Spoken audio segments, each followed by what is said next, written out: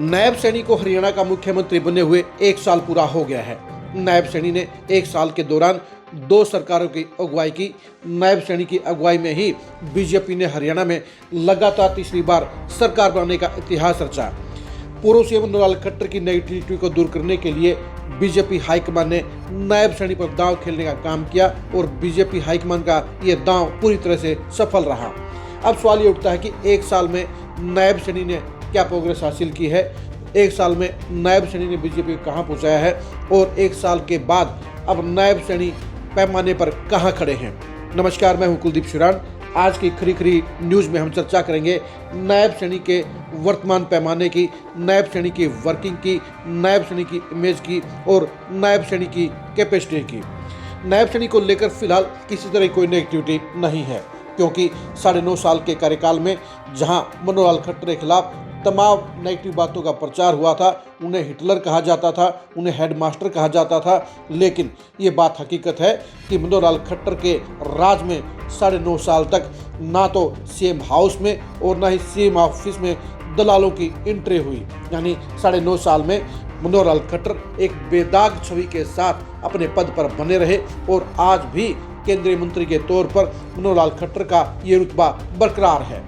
नायब सैनी ने मनोहर लाल खट्टर की जगह लेने के बाद बीजेपी के प्रति नेगेटिविटी को खत्म करने का प्रयास किया और इसमें वो काफ़ी हद तक सफल भी हुए हैं। लेकिन 15 दिन पहले कैथल में हुए 100 करोड़ के जमीन घोटाले ने नायब सैनी को एक करारा झटका देने का काम किया है, क्योंकि नायब सैनी को इस मामले में शामिल किया गया है। नायब सैनी के ऊपर इस मामले में सवाल उठे हैं और यही वजह है कि नायब सैनी के लिए अब सावधान होने के हालात पैदा हो गए हैं। जाहिर सी बात है, नायब सैनी को अपने गुरु मनोहर लाल खट्टर से सीख लेनी चाहिए।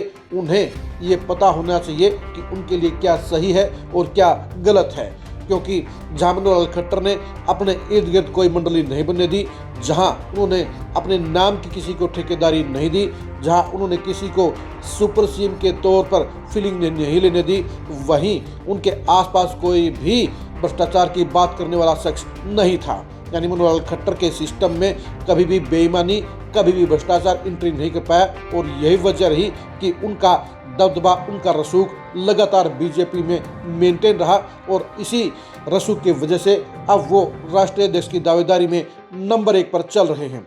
लेकिन नायब सैनी के लिए फिलहाल अच्छे संकेत नहीं है, क्योंकि हरियाणा में ये चर्चा फैल गई है और ख़ास तौर पर उनके संसदीय क्षेत्र कुरुक्षेत्र में तो ये चर्चा हो गई है कि नायब सैनी के लिए रंगा बिला भस्मासुर साबित हो सकते हैं, रंगा बिला नायब सैनी का भट्टाधार भी कर सकते हैं। आप कहेंगे कि रंगा बिला कौन है? आपको ज्ञात होगा कि रंगा बिला कभी कुख्यात के तौर पर फेमस हुए थे, उनकी बदनामी हुई थी और वो एक नेगेटिव कैरेक्टर आज भी बने हुए हैं। ऐसे ही रंगा बिला आज की तारीख में नायब सैनी के साथ में कहीं न कहीं जुड़ते हुए नजर आ रहे हैं। कैथल के अंदर नायब सैनी ने एक रंगानुमा शख्सियत को बड़ी पार देने का काम किया है। ये नेताजी अपने आप को सुपर सीएम समझते हैं। उन्होंने पूरे कैथल जिले की सियासत को अपने कब्जे में ले रखा है। ये किसी भी बीजेपी के नेता को उभरने नहीं देते हैं और वो नायब सैनी के नाम का खूब इस्तेमाल करते हैं। कैथल के जमीन घोटाले में इन नेताजी की भूमिका सबसे ऊपर रही। कहा जाता है कि जमीन घोटाले के लिए उन्होंने ही नायब सैनी से हाथ भरवाने का काम किया। इन नेताजी के सामने कैथल का कोई भी अधिकारी सिर उठाने की हिम्मत नहीं करता है और वो सुपर पावर के तौर पर वर्किंग कर रहे हैं। वो कैथल जिले में बीजेपी को अपने हिसाब से चला रहे हैं और यही वजह है कि कैथल जिले में बीजेपी की दुर्गति हो गई है। पहले विधानसभा चुनाव में बीजेपी 4 में से 3 सीटें कैथल जिले में हार गई और अब स्थानीय निकाय के चुनाव में भी तीनों नगर पालिका के चुनाव यानी कलायत, गुला और पुंडरी में भी बीजेपी का सफाया हो गया।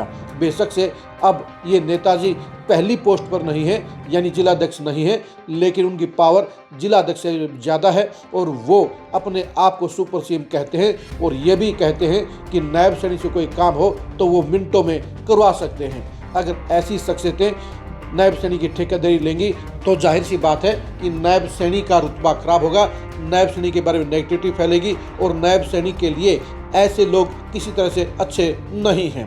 कुरुक्षेत्र के अंदर भी एक नेताजी पूरी ठेकेदारी नायब सैनी के नाम पर लिए हुए हैं। वो इस बात का दावा करते हैं कि वो नायब सैनी के सबसे करीबी दोस्त हैं। बीजेपी के बड़े नेताओं में शामिल नेताजी पिछला चुनाव हार गए हैं, लेकिन वो अभी भी बड़े सीएम की फीलिंग ले रहे हैं और वो भी ये दावा करते हैं कि नायब सैनी से वो कोई भी काम करवा सकते हैं। बेशक से इन नेताजी की सरकार में एडजस्टमेंट नहीं हुई है, लेकिन इसके बावजूद उनकी कुरुक्षेत्र जिले में तूती पूरी बोल रही है और वो अपने आप को बड़े सीएम के तौर पर दिखाते भी हैं। दूसरी बात यह भी कि नायब सैनी भी इन दोनों नेताओं को पूरी प्राथमिकता देते हैं, उनकी पूरी प्रायोरिटी देते हैं और उनको अपना सबसे खास बताने में गुरेज भी नहीं करते हैं। यानी चाहे कोई फंक्शन हो, चाहे कोई मीटिंग हो और चाहे कोई मुलाकात हो, ये कैथल और कुरुक्षेत्र के दोनों नेताजी हमेशा नायब सैनी के सबसे खास नजर आते हैं, सबसे खास खुद को दिखाते हैं और वो नायब सैनी के सिपह सालार माने जाते हैं। यही वजह है कि रंगा बिल्ला की जोड़ी नायब सैनी की कुंडली में बैठकर उनके भविष्य का बंटाधार कर सकती है, क्योंकि बीजेपी के अंदर शख्सियत सबसे ज़्यादा मायने रखती है, बीजेपी में क्रेडिबिलिटी सबसे ज़्यादा मायने रखती है और बीजेपी में साख सबसे इम्पोर्टेंट है। मनोहर लाल खट्टर 9.5 साल तक लगातार अपनी शख्सियत के तौर पर, अपनी बेदाग छवि के तौर पर अपना रसूख बनाए रहे।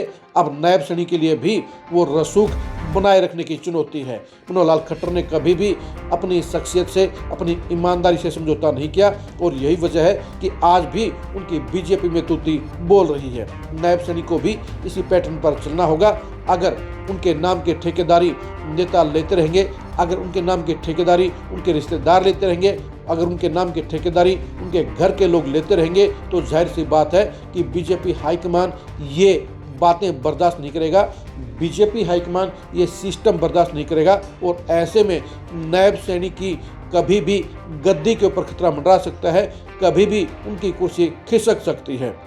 जाहिर सी बात है, अगर नायब सैनी दायरे में चलते रहेंगे, अगर नायब सैनी बीजेपी हाईकमान के हिसाब से चलते रहेंगे और अगर नायब सैनी ईमानदारी से चलते रहेंगे और नायब सैनी ने अपने आसपास चोर उचक्के बेईमान और भ्रष्टाचारियों की मंडली नहीं बनने दी, तो ऐसे में उनके लिए कोई दिक्कत नहीं आएगी। लेकिन अगर रिंगा बिल्ला जैसे लोग उनके साथ में खड़े दिखेंगे, अगर रिंगा बिल्ला जैसे नेता उनकी ठेकेदारी लेते रहेंगे, तो जाहिर सी बात है कि नायब सैनी के लिए कभी भी खतरे की घंटी बज सकती है।